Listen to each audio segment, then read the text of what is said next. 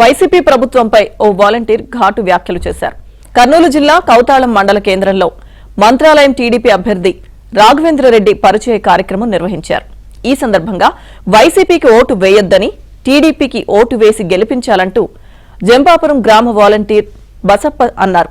జగన్ పరిపాలన నచ్చకనే వాలంటీర్ పోస్టుకు రాజీనామా చేశానని చెప్పుకొచ్చారు. ఇక రాష్ట్రంలో రౌడీయిజం, గూండాయిజం తప్ప ఏమీ లేదన్నారు.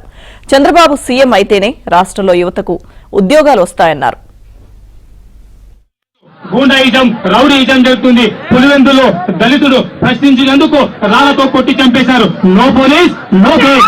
రౌడీయిజమా, ప్రజాస్వామ్యమా గుర్తుపెట్టుకోండి.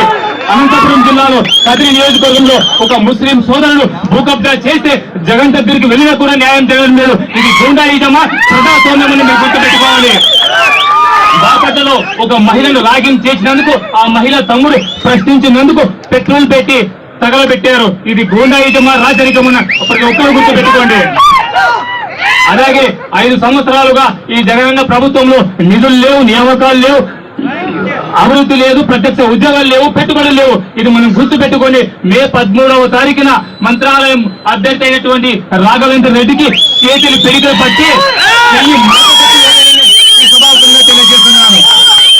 Hello AP, bye bye YCP.